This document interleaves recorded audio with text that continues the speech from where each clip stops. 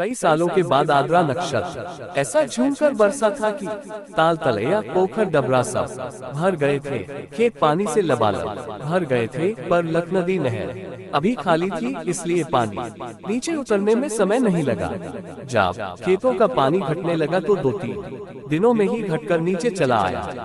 फिर भी खेतों की जरूरत लायक पर्याप्त पानी था। गांव के किसानों के पौधे तैयार थे। इस बार लगभग सभी किसानों ने रोहिणी नक्षत्र में की खेतों में बीज डाल दिए थे। नहीं, कामत अपने खेतों का हाल देखने के लिए मकराइन चला गया। वैसे तो वह हमेशा खेतों की ओर घूमने निकलता था, पर उस रात पानी ज्यादा घट गया था। दूर से चांदी की तरह चमक रहे खेत अब हरे भरे लग रहे थे। वास्तव में पानी घट गया था। ऐसी हालत में मेही के लिए खेतों की स्थिति जानना जरूरी था। मेही तकरीबन 1.5 बीघा जमीन का मालिक है।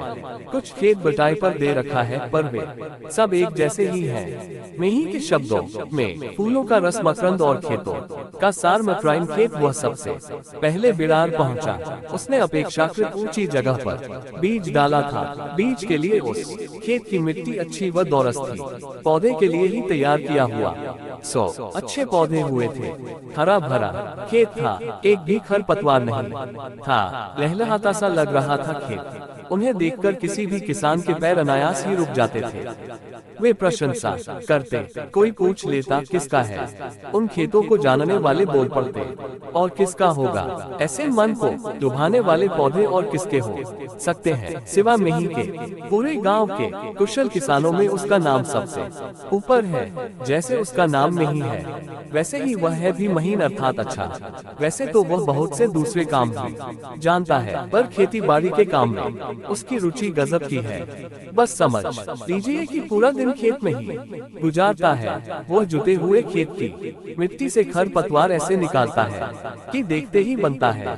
मिट्टी के एक एक टुकड़े से खरपतवार ऐसे अलग करता है मानो मिट्टी को धुला रहा हो। इसीलिए गांव के लोग कहते हैं कि मेही के प्राण उसकी देह में नहीं मकराइन में बसते हैं। वास्तव में वह हुनर वाला आदमी है।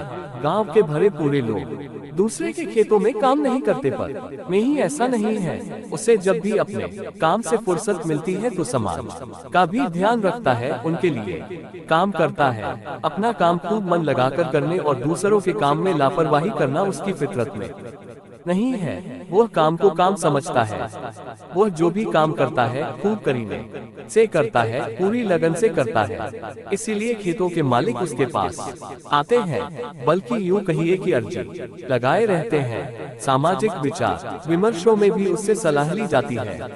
वह थोड़ा बहुत पढ़ा लिखा भी है। अखबार पढ़ने में उसकी गहरी रुचि है। लोग कहते हैं कि मेही अखबार नहीं पढ़ता, बल्कि उसमें रम जाता है।